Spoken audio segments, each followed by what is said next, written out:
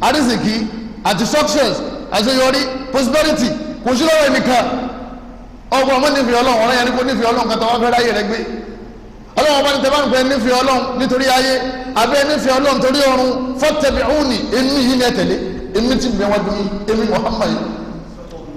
fattabi'uni ẹ̀tẹ̀lé mi kẹ́ni kan wá ní sunna ipe kò sínú ẹ̀sìn fattabi'uni ẹgbẹ́ àwọn fún bídí àjọ mi ebi sunna ní inú ayé àwọn olówó Kùránì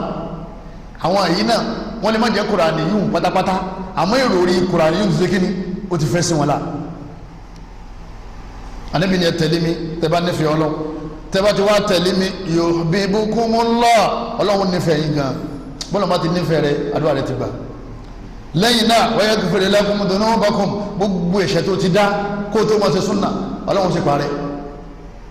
wallahu ghafurur rahim ọba ayọba aláforíjì ni aboníkẹni ayé ẹlẹ́kẹjọ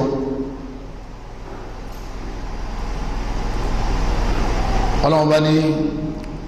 wa in tuti'uhu tẹ́ bá tẹ̀lé ànábì tahtadu ẹ máa mọ̀nà wa 'ala ar-rasuli illa al-balagul mubin ara ànábì sí kó jíṣẹ́ fún yín o yóò jíṣẹ́ fún yín yóò sì ṣàlàyé fún yín iṣẹ́ tí yóò jẹ́ lálẹ́ Qur'an àlàyé tí yóò ṣe dẹ́ fi gbọ́ yé òní kíni òní sunna ayé ẹlẹ́kẹsàn wa in kanu ma'ahu 'ala amrin jami' ọlọ́wọ́ bá wà Allah subhanahu wa ta'ala oní wa in kanu ma'ahu 'ala amrin jami' tí ọ̀rọ̀ kan bá ṣẹlẹ̀ láàrin ànábì àtàwọn sàhábà lam yadhhabu hatta yasta'dhinuhu wọn ò ní kú níbi wọn wà yẹn títí tí wọn fi gbà yọ̀ǹda lọ́dọ̀ ànábì ìpèrè ànábì dákun bá wa dá sí àṣìtáàtìn ní pé dákun ọ̀rọ̀ yìí tá ń fà yìí ẹ bá wa yanjú ẹ innal ladhina yasta'dhinunaka ọlọ́láwọn tí wọ́n ń kọ́ ọ̀rọ̀ wọn wá sọ́dọ̀ rẹ̀ tó ń bá wọn yanjú ẹ ulaika alladhina yu'minuna billahi wa rasuli àwọn èèyàn ni wọ́n ní ìmánì sí Ọlọ́run wọ́n sì ní ìmánì sànábì sẹ́mu pé Ọlọ́run bí ṣe ń sọ ní sànábì Allah rasul abi Suratul Nur chapter 24 verse 62 ayẹlẹ́kẹ̀wá mo ní ayà mẹ́wàá péré lákò wa ọ̀pọ̀ gan tọ́lọ́ tí ń sọ fún wa pé ẹ tẹ̀lé súnà wa anzalna ilayka dhikra Ọlọ́run bá ní aṣọ dhikiri kalẹ̀ kí ni Ọlọ́run pè ní dhikiri yẹn ìrántí kí ni jama al-Qur'an Ọlọ́run la aṣọ ìrántí kalẹ̀ tí ń jẹ́ al-Qur'an ló fi jẹ́ pé àwọn olùkọ́ Qur'an dhikiri wà mbẹ furqan bayan shifa huda wa anzalna ilayka dhikra aṣọ ìrántí kalẹ̀ ìyẹn al-Qur'an litubayyina lin-nas kó lè máa ṣàlàyé fún àwọn èèyàn nítorí wà nù Qur'an kí ni Ànábì fi ṣàlàyé yóò dákẹ́ báyìí àbí yóò máa wá fi ìṣesí ṣàlàyé kí ni wọ́n máa fi ṣàlàyé jama kí ni wọ́n máa fi ṣàlàyé al-Qur'an sunna ètò bá ti sọ jáde lẹ́nu ní jẹ́ sunna wọ́n wá ní kó ṣàlàyé litubayyina lin-nas aṣọ kalẹ̀ kó o sì máa ṣàlàyé fún wọn kó lè bá yé wọn kí ló fẹ́ fi ṣàlàyé fún wọn Kùránì yóò ti sọnù àṣetáni wọlé tó wọn ni bó ṣe wọlé tó Tìjàníyà tí ń pegi lọ́lọ́hún tí ń kọ́ lọ́la nábì ànábì lọ́lọ́hún tó wọlé tó Kàdìríyà tó kó lùwà mọ́sáàsì níwọ̀n lùlù láì sí chọ́ọ̀chì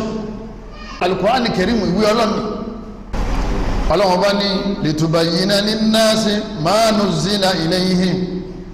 kó lè máa ṣàlàyé ń tà sọ̀kalẹ̀ fún wọn wa la'allahum yatafakkarun bóyá pẹ̀lú ń tà sọ̀kalẹ̀ wọn àti pẹ̀lú àlàyé tó bá ń ṣe ni wọ́n ronú. Suratul Nahl Quran 16 ayah 44 ìbílẹ̀ lọ́n ti là á mọ́lẹ̀ nítorí pé àwọn àlùfáà tí wọ́n bá fẹ́ gbá ẹni tí ń sọ pé kò sí súnà táwọn fẹ́ gbá mú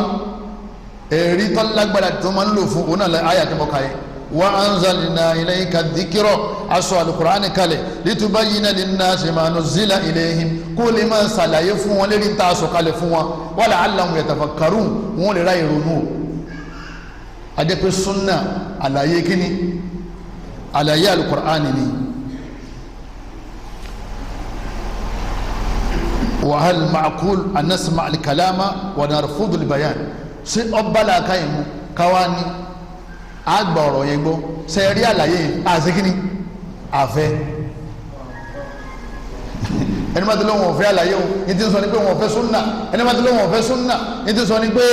àlàyé Kùránì òun ṣe kíni òun ọ̀fẹ́ Ọlọ́run sì ní aṣọ kalẹ̀ wàá máa ṣàlàyé fún wọn wọn wá lóun nídìí àlàyé yẹn kì í ṣẹrú Ọlọ́run mọ́.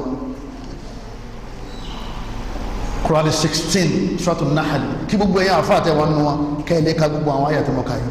bẹ́ẹ̀ bá ka tán ẹ wá lọ lè ka tafsiri àwọn sàhábà lérí gbogbo àwọn àyà yìí àtàwọn ìmáàmù mẹ́rẹ̀ẹ̀rin àti gbogbo àwọn àlùfẹ́ẹ̀sì tí wọ́n ti kọjá lọ lẹ́ẹ̀fì mà pé ẹ ti sọnù kọlọ́mọdé sọnù kọlọ́mọdé adarí àwọn náà padà sílé ayọ́mọ̀yá mi ẹ̀rí wà nù súnà gan yìí pé ẹ gbọ́dọ̀ má ṣe súnà ẹ gbọ́dọ̀ má ṣe súnà ẹ gbọ́dọ̀ má tẹ̀lé hadith anabi Muhammad sallam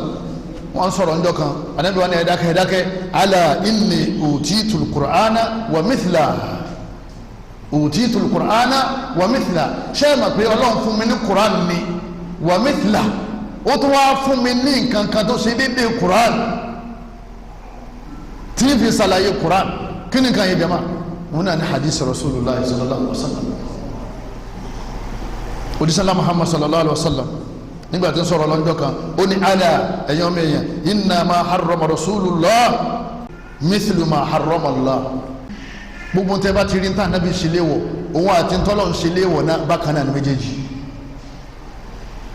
lórí jẹ́ pé ńgbà mí a rí kankan mẹ́ta nábì ṣe léwọ̀ a sì ní nínú Qur'an. qala rasulullah sallallahu alaihi wa sallam wala anabi muhammad sallallahu alaihi wa sallam anabi ni taraktu fikum ma in tamassaktum bihi lan tadillu ba'di abada mo fi nǹkan kan lẹ̀ fún yín tẹ́ bá di mú ẹ̀ ní sọnù nígbà náà bí fẹ́ jáde láyé ní sọ bẹ́ẹ̀ o lan tadillu ba'di abada ẹ̀ ní sọnù kitaballah tírà Ọlọ́run bí Qur'an wa sunnati àti sunna mi mùsùlùmí wá dé ọwá ní Qur'an nìkan ló wọ́n mú òun ò ní gba sunna sànàbí dàpọ̀ Qur'an nìkan kí ló fi ti kéjì wa sunnati hadisi yẹn wọlé láàfin àwọn tá a wí yín sìn irú ẹ̀rí tá a kó wánú hadisi yín sìn àwọn ọgbà gbọ́ nítorí ìpìlẹ̀ náà tẹ́lẹ̀ wọn gba hadisi gbọ́ ẹ̀yọ́ mayami nínú ẹ̀sìn wa ẹ̀rí hadisi anabiwa Muhammad òun ní sàlàyé Quran gẹ́gẹ́ bá a ṣe sọ síwájú gbogbo ìbádà tá a bá ṣe a lè rí gbogbo ẹ̀nú àlù Quran lábala àrùn lábala àwẹ̀ lábala ájì lábala zakati a rí àwọn usul àwọn ìpìlẹ̀ ẹ̀kíun ẹ̀yọ zaka ẹ̀lọ hajj a rí àwọn ìpìlẹ̀ inú àlù Quran ṣe wá rí gbogbo àríkánu ẹ̀ àwọn erigun ọ̀run wàjibátù ẹ̀ ọ̀ranyàrún súnánù sọlá súnà erírun sífàtù sọlá bá a ṣe kírun gẹ́lẹ́ bá a ṣe hajj gẹ́lẹ́ kí ló bá hajj jẹ́ kí ló tún hajj ṣe àwọn erigun hajj nínú àdìsí láti rí ẹni tí wọ́n bá jẹ́ Kùránì ò lè ṣe hajj kó lójútu tọ́lọ́pọ̀lọpọ̀ ntẹ́ ń ṣe ní oníṣe kíni ní oníṣe alábi ṣe sọ́lù kàmára ètò mú ní òṣọ́lì bẹ́ẹ̀ ṣe ti ń kírun ní ẹ kírun ẹni wọ́n lóhùn ní kírun bá anábì ṣe kírun só nírun jama kò nírun oníkùnrin alẹ́ mọ̀nà síkàkùn hajj yìí tẹ́ fẹ́ ṣe ẹwọ tèmi ṣe ẹni tí ó bá ṣe hajj bá nàbí ṣe kò ní hajj nítorí pé ọ̀pọ̀lọpọ̀ tó wà ní ṣe hajj kò sínú Quran nínú sunna lọ́wọ́ ẹ dákun àwọn subhana rabbiyal a'la tá a máa ń kílé nínú ayáwó lọ́wọ́ subhana rabbiyal azim lọ́wọ́ fèrè kalẹ̀ ayáwó lọ́wọ́ kápẹ́ irun gan jẹ̀mọ́ nínú ayáwó lọ́wọ́ kásìkọ́ ọmọ nínú ayáwó lọ́wọ́ la ilaha illallah Kùránì yìí ni mo kí ọtá o kó o tó ti padà o kọjá o tó lọ bọ́ọ̀ bá ti wá ṣe gbogbo ilé bọ́ọ̀ bá ń ṣe gbogbo ilé á ní a ebi olóò nígbàgbọ́ ní súnà kí ló wá dé tó ń kíráka méjì ní ṣubú tó ń kíráka mẹ́rin ní asr ṣé bí olóò nígbàgbọ́ ní súnà kí ló dé tó ń ṣe kọ́ ọmọ àbí wọ́n wà ní Suratul Furqan náà Suratul Baqara pé ìkọ́ ọmọ wọn mẹ́ tọ́lọ̀ ní Allahu akbar Allahu akbar ashhadu an la ilaha illallah inú súnà ni àwọn aṣọ fọ́ńtọ̀ ń kú gbogbo àwọn tí ń bá àrùn jẹ́ gbogbo tí ń túnú ṣe ọ̀pọ̀lọpọ̀ inú súnà lọ́wà tàwáàfù ká tàwáàfù jàmáà ṣe pé ìbáàdà ni káwá tàwáfù lẹ́ẹ̀méje inú súnà lọ́wọ́ fẹ́lẹ́ yẹ tọ́wọ́ fún bilbetil atik ẹ̀ka tàwáfù lọ́lọ́run sọ súnà anábì lọ́sàlà yìí bá ṣiṣẹ́ kínní ọlọ́run ní sì ń gáìdì ẹ̀rí ní súnà yẹn kì í ṣe pé nǹkan sọ ìfẹ́ nu wà máa yẹ ń tikù kò ní yanu sọ kankan anil hawa látara ìfẹ́ nu tiẹ̀ in huwa illa wahyun yuha níta bá ránṣẹ́ sí ibi kan máa ṣe ní ọmọ àṣẹ lásìkò yẹn àlẹ́ wahyu wahyan wáàyí méjì lọ́wọ́ wáàyí tó bá Jibrilu sọ̀kalẹ̀ àti ìtọ́lọ́ ń kó ànábì tí ń dáa kọ́ táǹpẹ̀ ní sunna òjíṣẹ́ Muhammad adadu sa'ayi adadu as-sa'ayi Safa àti Marwa mẹ́rin láàmà ṣe jama méje tọ́ ìmọ̀lọ́wà nínú al-Qur'an ìtọ́wà nínú al-Qur'an ní pé ẹni bá wá sí hajj fala junaha alayhi an yatawafa bihima kò sí tó burú kẹ́ ṣe sáì Safa àti Marwa ó wà ní Qur'an bẹ́ẹ̀ pé ẹ ṣe Safa àti Marwa ẹ ṣe sáì kẹ́ sá lọ báyìí kẹ́tọ́ sáwá báyìí méjì ọ̀wá sínú Qur'an mélòó ni Qur'ani ẹni tá ń pè ní Qur'ani mélòó ni ọ̀wá ṣe tó bá dé hajj jama tó bá ṣe méjì á ní ìjọ yẹn ọ̀gbá súnà bọ̀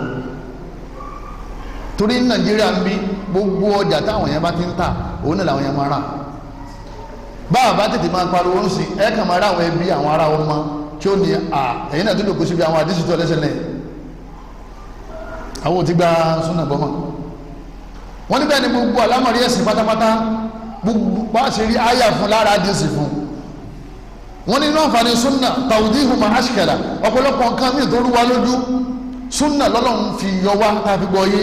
ìgbà tó lọ́wọ́ bá sọ pé tẹ́ ẹ̀ bá rí omi ẹ̀yin lam tajidu ma'an tẹ́ ẹ̀ bá rí omi fatayammamu sa'idan tayyiban ẹ̀ ló yẹ pẹ̀kẹ́ fi ṣe tayammamu tẹ́ ẹ̀ bá rí omi famsahu bi wujuhikum wa aydikum ọlọ́run ní ẹ wá fi pa ojú yín ẹ sì fi pa ọwọ́ yín nígbà òde bí ọwọ́ àyà yẹn ọwọ́ nù Suratu Nisa àyà 43 tẹ́ ẹ̀ bá fẹ́ ṣe tayammamu pẹ̀lú àgbóyá àyà yìí àti àgbóyá lò wà látà ń ṣe tẹ́lẹ̀ tẹ́yìn bá débi ọwọ́ kí ni ó ṣe ṣàmọ̀ pé ojú ó ti nítumọ̀ ọwọ́ fọwọ́ lé yẹ̀pẹ̀ ó fi ra ojú rẹ ọyá bò lọ́sọ̀wọ́ ìtòsí ti mọ̀ tẹ́lẹ̀ nínú àlùwàlá olómi ni pé a máa ń fọwọ́ dé ìgúnpá ń bí ni àdìsí anabi ọwọ́ wa anabi ní atayammumu ẹ̀ẹ́dì tayammumu dọ́rìbàtún bil wajhi dọ́rìbàtún lil wajhi ẹ̀ kàn fọwọ́ lu yẹ̀pẹ̀ báyìí ẹ̀ sì fi ra ojú yìí wọ́lìkàfẹ́ àti àtẹ́lẹwọ́ yìí máa ọrùn ọwọ́ báyìí ọ̀tá o àtẹ́lẹwọ́ máa ọrùn ọwọ́ kàfẹ́ ìlànàbí sọ yàdẹ́yìn lọ́lọ́ sọ tọ́mọ́tì dàpọ̀ yàdẹ́yìn ó túmọ̀ kéèyàn fọ́ dé ìgúnpá nítorí táwọn afọ mi fọ ìgbìlẹ̀ àwọn afọ dé ìgúnpá àdìsí lọ́wọ́ wá lónìí ìtọ́lọ́run sọ ń bẹ́ẹ̀ tí ò bá sí súnà bóòlù àmọ̀ ìdáyà wọn jẹ̀má èyí ó kó yẹ pẹ̀lú ọ̀rọ̀ nìjọ́ máa fi ọmọ subhanallah ọwọ́ ní kò sí súnà jama ọlọ́ni alladhina amanu àwọn olùgbàgbọ́ òdodo walam yalbisu imanahum bidhulmi àwọn tó jẹ́ pé wọn ò fi àbòsí kún ìmánì wọn ulaika lahumul amnu àwọn lèmi wọn balẹ̀ láyé o wa hum muhtadun àwọn ni wọ́n sì mọ̀nà suratul an'am aya 82 àwọn sahaba aya irun wọn lójú wọn ní ẹni tó bá fàbò sí díẹ̀ kún ìmánì rẹ̀ kò ní nífọ̀kànbalẹ̀ kò sì sí lójú ọ̀nà a jẹ́ pé gbogbo wa la sí lójú ọ̀nà nítorí kò sẹ́nìkan nù wa ó kéré parí bó ṣe àbòsí tí báyìí yóò ti ṣe nínú kíní nínú ayé rẹ̀ láwọn sábà bá ń banú yẹ sẹ́mi pé wọ́n nídìí àlàyé àbí wọn nídìí àlàyé báwọn àwọn àbí ànábì Muhammad ipe ayuna lam yalbis imanahum bidhulm kò sẹ́ni kan gbogbo àwọn dáńtẹ́lẹ̀ ọ̀yí tọkàn rọ balẹ̀ kò sẹ́ni tó mọ̀nà nù wa ẹgẹ́ bí táyà yìí sọ nítorí pé kò sẹ́ni kan nù wa tí ò ní lábòsí tíntín báyìí tí ó sì ṣe ní ayé ànábì ní laysa bidhalik kìí ṣe àbòsí tẹ̀rín fáàsì yẹn ní ìtọ́lọ́run sọ kọ́ yẹn innama huwa shirik ẹ̀bọ ni Ọlọ́run sọ anabi ni ala tasmahu sẹ́yìn ẹ̀gbọ́ ila qawli Luqman ọ̀rọ̀ tí Luqman ti ṣe kí ni ti ń sọ fún ọmọ rẹ̀ wípé inna shirika la zulmun azim ẹ̀bọ̀ ṣíṣe àbòsí ńlá ni o. Ànábì wa fi àdísì ó fi ṣe kíni ó fi tú wúnímù tí ń bẹ ní àárín yẹn ọwọ́ ní kọ́sá àdísì bóòlù ló ti wá mọ̀ tó máa Kùránì. ẹ̀yẹ́ máa yá mi nínú ẹ̀sìn wa taqyidul mutlaq nígbà míì Al-Kùránì ó kàn sọ̀rọ̀ lẹ̀ Al-Kùránì ó ṣe kíni yóò sọ̀rọ̀ lẹ̀. Ànábì wa Muhammad sallallahu alaihi wasallam òun ní ọ̀wá sọ fún wa pé níbí ni báyìí lórí mutlaq ọlọ́ni was-sariqu ọlọ́ni gbogbo àwọn olè lọ́kùnrin àti olè lóbìnrin faqtahu aydiyahuma ẹgì ọwọ́ wọn Suratul Ma'idah Quran 5:38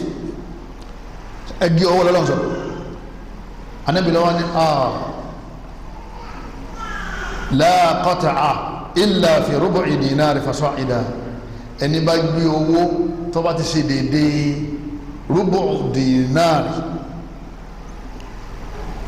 ìdá kan nínú mẹ́rin dinari lọ sókè òun láàgé ọwọ́ rẹ̀ bọ́lẹ̀ o. kí ni àdéhùn yẹn sọ yẹn ẹni bá ti gbé nǹkan tó bá ti kéré sí ìdá kan nínú mẹ́rin dinari ẹ filẹ̀ ẹ kàn lè gba lérí báyìí kẹkàn bá wí bóde ẹni gé ọwọ́ ẹ bẹ́ẹ̀ bá fẹ́ tún àyà ń sùn ẹni bá gbé bisikíìtì àgé ọwọ́ rẹ̀ abánigé ẹni bá gbé báyìí àgé abánigé ọlọ́ọ̀ni faqtahu aydiyahuma ọlọ́ọ̀ni ẹgbẹ́ ọwọ́ wọn bọ́lẹ̀ gbogbo yìí kéye olè sunna ní Muhammad sallallahu alaihi wasallam òun lọ́wọ́ ní oyè wa pé kéré sí gbogbo tá a bá gbé láàmà ṣe kíní láàmà gé lọ́wọ́ láì ṣe bẹ́ẹ̀ ló ṣe pé àwọn Kùránì yìí àyà yìí lọ́dọ̀ wọn bọ́ ọ bá gbé pàmọ́nù ọbẹ̀ wọ́n gé ọwọ́ rẹ̀ bọ́lẹ̀ pàmọ́ ló gbé wọ́n má kàn tẹ́lẹ̀ nǹkan náà ọbẹ̀ wọ́n ní lọ́lọ́ bá gbé búrẹ́dì 150 Kùránì yìí wọ́n gé lọ́wọ́ wọ́n ní Ọlọ́run ti ní wọ̀sáárì kọ́ àwọn onígbàgbọ́ náà àdìsí yẹn bóyá dédé iye kan ló gbé ni o àbí kò sí dédé iye kan o sẹ́rẹ́pọ́nà di sunna nabi ní ntúmọ̀ alukur'an bọ́ọ̀ bá ti wá ní kò sí sunna ò ní gbọ́ alukur'an yìí mọ́ nínú ẹ̀ náà ni pé tábà gé ọwọ́ yẹn mafsal láti gé náà pé ní mafsal òní joint ẹni tó gbé dédé owó tí ẹ̀sìn ní kátólì ẹ̀ gé ní ọwọ́ ọgbọ́kadà bí ẹ lè pa torí kọ́ pààyàn ẹ gbọ́kadà lọ́wọ́ ẹ sì lọ ní ẹjọ́ tọ́ba lóhùn lòún gbé lóòótọ́ tí wọ́n wádìí wọ́n sì mọ́ bẹ wọ́n wẹ̀ tọ́ba mọ́wọ́ yọ alápàtà tọ́ba mọ́wọ́ yọ nítorí pé nínú ṣẹ̀ríà kò gbọ́dọ̀ ká léegun lókìtì mọ́fṣọ́lù yìí lànàbìlẹ̀ wá sàlàyé pé ọlọ́run ni ẹ gé ọwọ́ ẹ má gé níbi tí àtùmọ̀wé ìjọba tó o ṣe mọ́fṣọ́lù ní jọ́ìntì àwọn ìbò ní iṣan òun ló di mú ẹ̀ka láfọ̀ bẹ́ẹ̀ yọ báyìí kó sì bọ́ọ̀lẹ̀ kọ́ máa lọlé. ànábì ni wọ́n ń sàlàyé pé mọ́fṣọ́ ẹgbẹ́ àtànábì fẹ́ ṣe é fún àwọn tó jalè tí wọ́n gbé nǹkan ńlá nǹkan tó lè sọ̀yìn délé rí ibú tí wọ́n gbé lọ́dọ̀ yẹn tí ó dá yẹn padà sẹ́yìn èyàn wọlé rẹ̀ ń sìn ó sì lu fẹ́ǹsì rẹ̀ lọ́ba gbé 1 million rẹ̀ lọ 1 million àsùkò ojú àsùkò ẹrùn kó tó rí kójọ tí wọ́n bá gba wọn pa ni nínú ṣẹ̀dá rẹ̀ nípa wọ́n yọ ọwọ́ rẹ̀ kó ní yọ̀wọ́ àmọ́ lọ́ọ́ ti ṣiṣẹ́ 1 million títí tó fi pé tẹ̀ bá gbà lọ́wọ́ ẹ̀. ànábì lọ́wọ́ ní ẹ má kan lè gun o àyà tọ́lọ̀ ń sọ yìí ibi jẹ́ǹtì ni ẹ ti ṣe kí ni ẹ ti gbé kọ́mọ́ bá nílá púpọ̀ kí ni iṣẹ́ ànábì yìí ṣe ìtumọ̀ wasariqu tó faqtahu aydiyahuma kọlọmọsá ìṣàánú wa ìtìláàkù máa kó yìdá nígbà míì ọlọ́wọ́ fi nǹkan míì lẹ̀ fún wa gbé tí nǹkan báyìí bá ń ṣẹlẹ̀ nǹkan báyìí ní ẹ ṣe ànábì wa ní ọlọ́wọ́ bá ti ṣàlàyé fún òun pé òun gbà yín láàyè lásìkò báyìí náà ọlọ́run ní wa idha darabtum fil ardi tẹ́ ẹ bá lọ lérí ilẹ̀ falaysa alaykum junahun an taksuru minas salati in khiftum an yaftinakumul ladhina kafaru kò sí tó burú kẹ́ kíráka méjì nínú àwọn ìrun olóko mẹ́rin tí àwọn kèfèrí bá ń kó fìtínà báyìí tẹ́ ń bẹ nínú bẹ̀rù Suratun Nisa Quran 4 aya 101 ọlọ́wọ́n bá ní tí àwọn kèfèrí bá ń kó nira báyìí kò sí tó burú kẹ́ kí ráka méjì dípò mẹ́rin pápápá kẹ́ dìde masá lọ àwọn sàhábà wọlé bá nàbì wọ́n ní má bá lónà nẹ́kṣọ̀ kí ló wá dé tọ́pọ̀lọpọ̀ wa tá a bá sì rìn àjò àmà wá dẹrùn kù wọ́kọ̀dù mìnà ẹ̀dẹ̀ kẹ́kọ̀ọ́ sì lé wa a wà nínú fọkànbalẹ̀ sẹ́mọ̀ pé ìgbọ́ ayà yẹyẹ tá a bá ní tara wa ìta máa gbọ́ yé ń bẹ̀ ni pé lásìkò tí ọ̀tá bá dé tí ìbẹ̀rù bá wà ní kásíkínì kádìrún kù wọ́n wá lóde bí ànábì pé nígbà mi kò ní sí bẹ̀rù àwọn wà nírìn àjò kò ní sí ìbẹ̀rù wọ́n lè bí ànábì ní sadaqatun ànábì ní sàárà ni tasaddaqallahu biha alaykum ọlọ́run ọba ti bùn yín ní rákà méjì yìí faqbalu sadaqata ẹ má dá sàárà ọlọ́run padà ẹ gbà sàárà ọlọ́run kùránì yìí bó ló ṣe tó àyà yìí tẹ̀ yóò ní gbogbo ẹni máa ń rìn àjò ibi wọ́n ti dẹ̀sìn rú nìyẹn o ànábì ti rìn àjò láì máyé tọ́jẹ́ pé wọn ò sí nínú bẹ̀rù tá ànábì dérun kù òun wá sọ fún yín pé ẹ̀gbọ́n táyà ń sọ ni ó fi súnà lẹ̀ ọlọ́run sì ní máa tẹ̀lé ànábì tí ó ṣàlàyé azikir alukurani fún yọ wá ní àwọn onídẹ̀rùnkù ẹ mọ̀ wá òkú sára wọn náà sì làwọn yóò ní mùsùlùmí làwọn àwọn gbọ́ súnà yìí gan alukurani sangelete làwọn tẹ̀lé nígbà míì takhsisu ma ummi nígbà míì ọlọ́run bọ́ sọ pé àwọn nǹkan báyìí mo ṣe lè wọ̀ fún yín àdísì wa wá ipe ọlọ́run bá ti sọ pé kò sí léyìí ń bẹ o kò sí léyìí ń bẹ o kò sí léyìí ń bẹ o ẹ má rò pé léyìí wà ń bẹ o ọlọ́run bá ní hurrimat alaykumul mayta ọlọ́run bá ní aṣẹ́lẹ̀ wọ̀ fún yín kẹ́ ẹ máa jẹ ní tó bá ti kú tí ò bọ́ bẹ̀ wad-damu kẹ́ ẹ sì máa jẹ ẹ̀jẹ̀ wa lahmul khinzir kẹ́ ẹ máa jẹ ẹran ẹlẹ́dẹ̀ ọwọ́ nínú alukur'an Quran 5 aya 3 ẹni tí ń jẹ ẹlẹ́dẹ̀ àtẹni tí ń ṣiṣẹ́ mi wọ́n ti ń sin ẹlẹ́dẹ̀ gbogbo wọn owó tó bá rí ń bẹ̀ wò haram yóò ṣe máa lápá nínú ayé wọn haram ọlọ́run láàmú ẹlẹ́ ń bẹ̀ ọdọ akọ òkú ọdọ akọ ẹ̀jẹ̀ ọdọ akọ ẹran ẹlẹ́dẹ̀ nígbà tí súnà wà ẹgbọn tá nàbí sọ ànábì ní uhillat lana mayyitatan nínú gbogbo àwọn òkú tí wọ́n ní ká má jẹ wọ́n ṣe méjì ní halali fún wa ká má jẹ o uhilla fi'lu majhul man alladhi ahalla Allah huwa al-fa'il wọ́n ṣe lẹ́tọ̀ fún wa o kìí ṣe gbogbo òkú ni wọ́n ṣe kí ni wọ́n sọ o nínú tí wọ́n ṣe lẹ́tọ̀ fún wa alìjáradà àwọn tata tí ò bọ́bẹ̀ tata tí ò bọ́bẹ̀ wasamak àti ẹja tó kú sínú omi tí wọ́n dù Ànábì ni wọ́n ṣe lẹ́tọ̀ ká ẹ máa ṣe kí ni ká ẹ máa jẹ aya ni ẹ máa jòkú kí ni àdéṣe ni wọ́n yọ kó mbẹ wọ́n yọ tata àti eléyìí ò ní jẹja Kùránì ò ní jẹja bọ́bá lọ lè ra kòté tá a bá bá bí wọ́n ti ń ra táítọ́ọ̀sì ọ̀yẹ́ ká fa alágbádá pé Kùránì òpùrọ́ ni o òpùrọ́ ọlọ́ni amájòkú oníjòkú ẹja nítorí àwọn oníbà sí oyè òkú ẹran tí ọ̀bọ bẹ adìẹ tí ọ̀bọ bẹ màlúù tí ọ̀bọ bẹ ẹ má jẹ o ẹ bá jẹ àrùn ṣe yín o Ànábì wa ni wọ́n ṣe lẹ́tọ̀ọ́ fún wa nítorí gbogbo nǹkan kí wọ́n lè dákọ̀ sínú Kùránì tán bọ̀tí wọ́n fún Ànábì ní mẹ́sẹ̀gì nípa àwọn nǹkan míì Ànábì ni wọ́n ṣe àwọn òkú méjèèjì wọ́n ṣe lẹ́tọ̀ọ́ fún wa wàdàmà bẹ́ẹ̀ náà ni ẹ̀jẹ̀ méjì ṣàpè wọ́n ní ká má jẹ ẹ̀jẹ̀ náà ayé àti mọ́ka yìí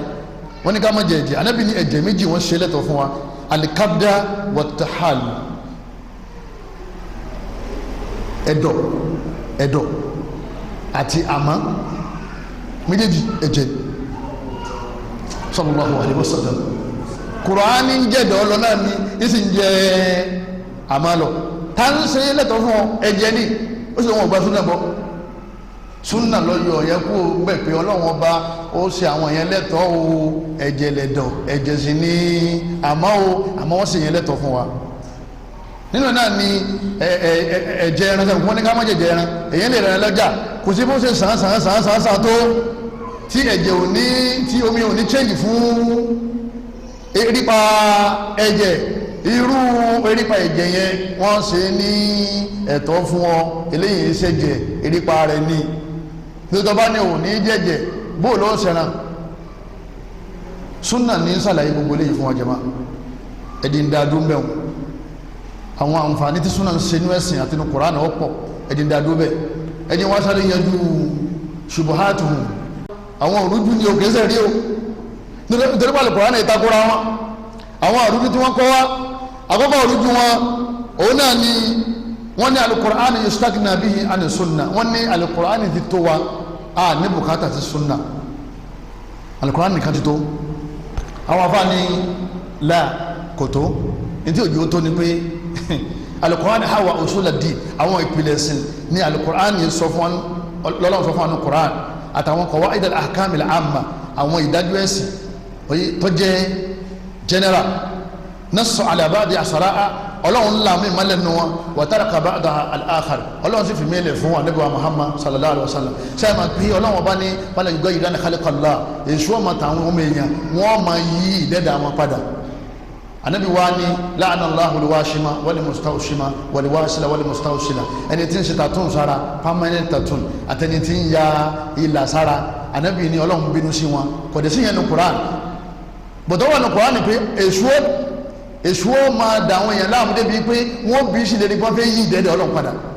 àrùkọ́ ní sọ́ọ̀tì ẹ̀ súnà wọ́n ń ṣe kíni ni wọ́n ń ṣàlàyé alẹ́ náà ni wọ́n á ṣílà kóbìnrin wọn máa ń lo attachment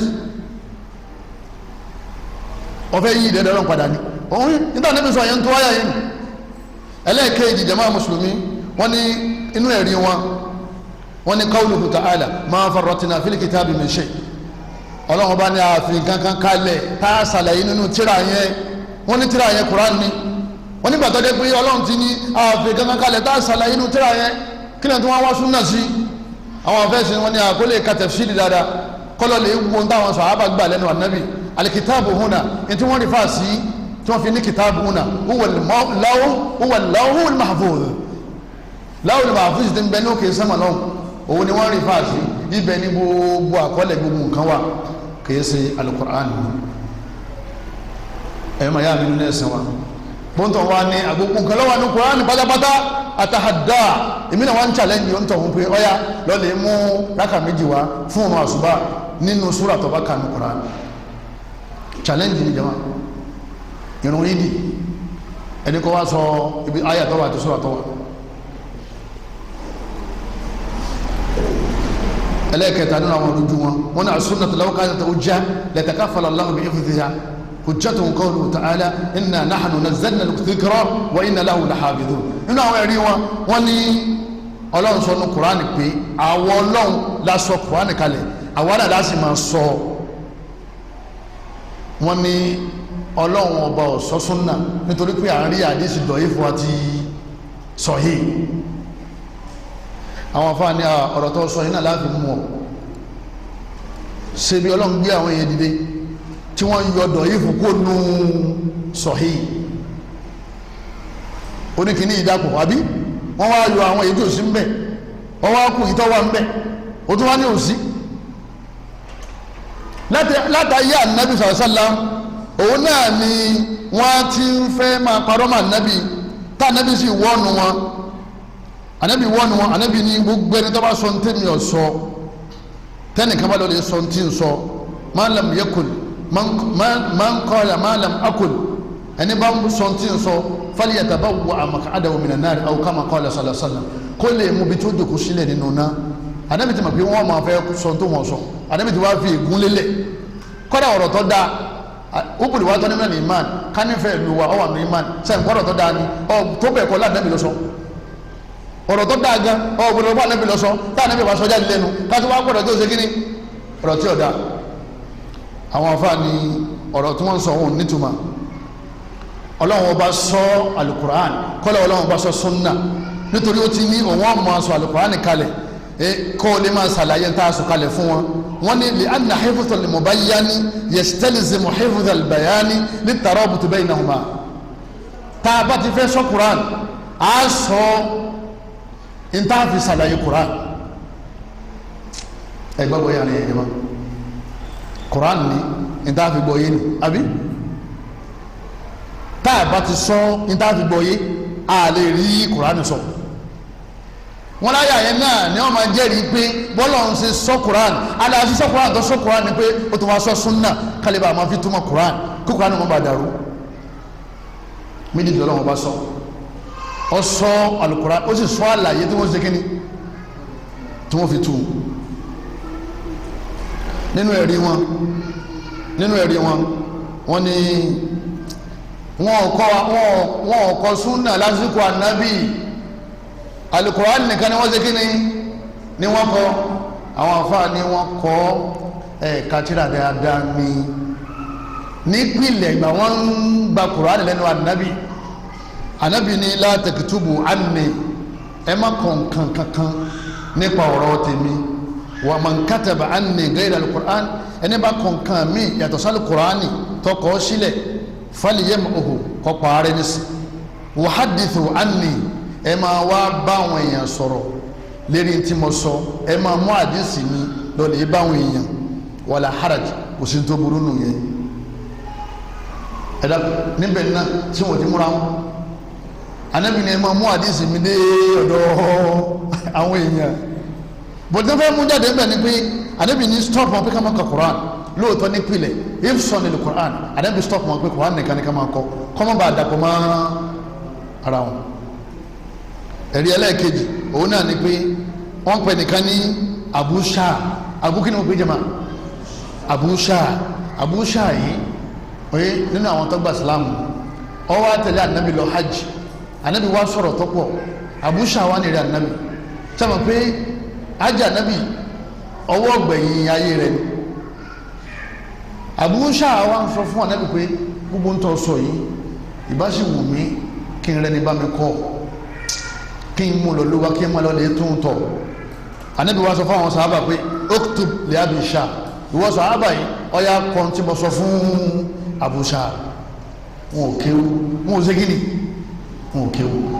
ní eléyìí wá ń jẹ́ nasikhun lil mansukh èyí tà nábì sọ gbẹ̀yìn yẹn òun ti wá pa talakọ̀kọ́ rẹ talakọ̀kọ́ yìí náà dẹ̀ ní ètí wọ́n fi ní kí wọ́n má kọ́ ni pé kọ́ mọ́ bá dàpọ̀ mọ́ Al-Qur'an al-Karim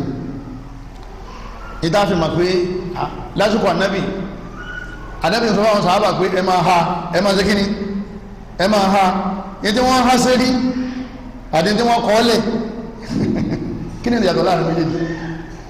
nítorí wọ́n fẹ́ mú jáde ńbẹ̀ ni pé wọn ò kọ súnálẹ̀ lásìkò ànábì ló jẹ́jẹ́ pé àdìsí dọ̀rí ìfùsọ̀ yìí àdìsí tọ́lálàáfíà gbogbo ẹwà káyé kan ẹja kúkú gbàgbé gbogbo súnà